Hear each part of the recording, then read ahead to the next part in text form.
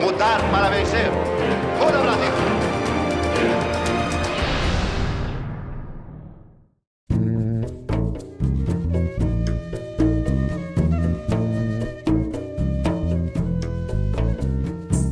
Em 1987, quando este documentário foi produzido, fazia 10 anos que Mao Tse-tung tinha morrido. A China se recuperava penosamente do trauma da Revolução Cultural e começava o processo de fabricar o mundo.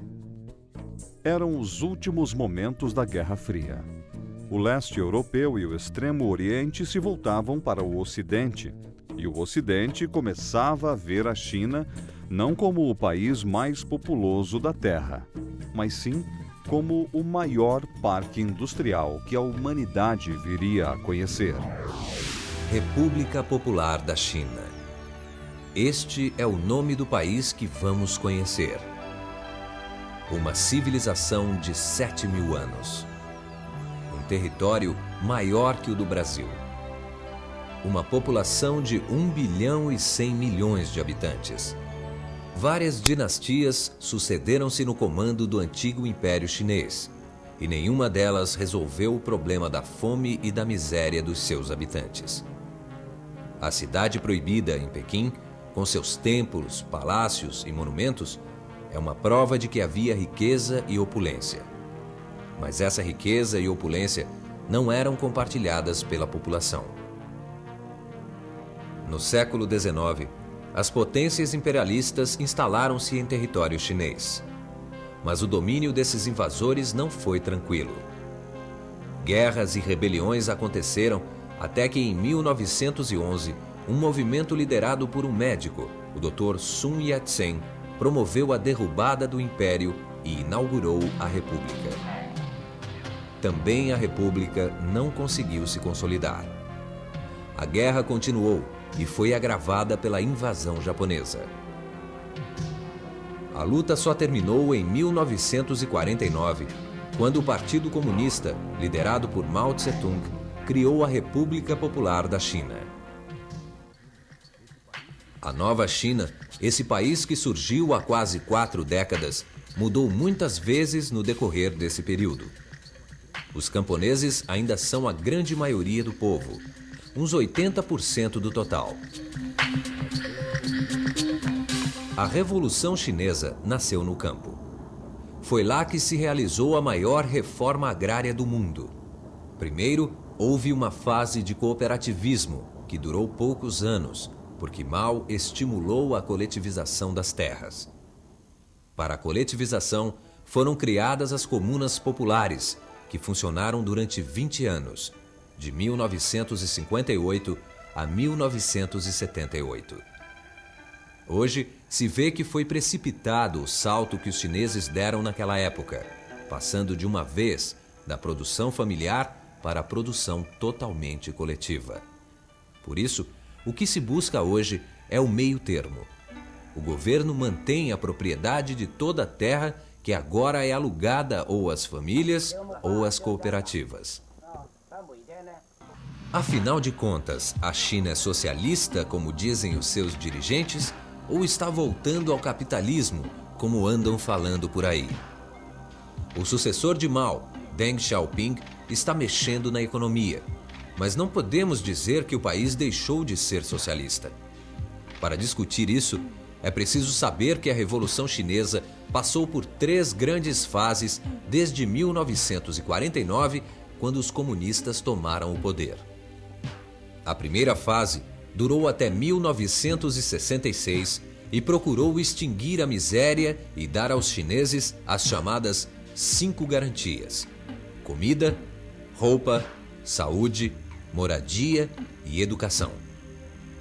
A segunda fase se estendeu por 10 anos, de 1966 até a morte de Mao. Foi a chamada Revolução Cultural. Uma época turbulenta. A Revolução Cultural pretendia impedir a volta dos privilégios e da exploração na sociedade. A ideia era lutar para mudar rapidamente a mentalidade do povo fazer com que todos aceitassem e praticassem o igualitarismo, a igualdade total. Nos 10 anos seguintes, a partir de 1976, se iniciou uma nova fase, liderada por Deng Xiaoping. A palavra de ordem principal é modernizar a agricultura, a indústria, a ciência e tecnologia e a defesa do país. A industrialização sempre foi uma necessidade e um desafio para todos os países no caminho do socialismo. Como é possível pagar o crescimento industrial de um país pobre e atrasado? Nas primeiras fases da Revolução, o dinheiro para financiar o crescimento da indústria saía do bolso dos camponeses. O excedente da produção agrícola era retido pelo governo e aplicado na indústria. Isso impediu o progresso da massa de camponeses, e eles reagiram. Passaram a dificultar e até mesmo a sabotar a agricultura coletiva. Os dirigentes chineses procuram agora superar todos esses obstáculos. A permissão dada aos camponeses para produzir e vender por conta própria estimulou a produção agrícola e afastou o perigo da fome que voltava a ameaçar. Os estímulos para o desenvolvimento da indústria são muitos. O intercâmbio comercial entre as diversas regiões chinesas já é permitido. As fábricas já podem fixar os preços de seus produtos dentro de certos limites. Na China, as indústrias podem ser de propriedade social, dirigidas pelo Estado, ou podem pertencer a cooperativas. Pequenas indústrias privadas já são também permitidas. Uma parte do lucro de todas as empresas fica com o governo na forma de impostos. Outra parte é investida na própria fábrica. E uma parcela do lucro é aplicada nos chamados fundos de bem-estar de cada fábrica. Graças a esses fundos, o número de habitações populares construídas nos últimos 10 anos superou tudo o que se fez nos períodos anteriores. A melhoria das condições de vida não se reflete apenas na queda dos índices de mortalidade, que eram muito elevados antes da Revolução. A esperança média de vida cresceu e quase dobrou, passando de 38 para 68 anos. Nesse mural de pedra estão gravadas 100 formas diferentes de escrever a expressão longa vida. E parece que os chineses conseguiram tornar realidade um desejo histórico.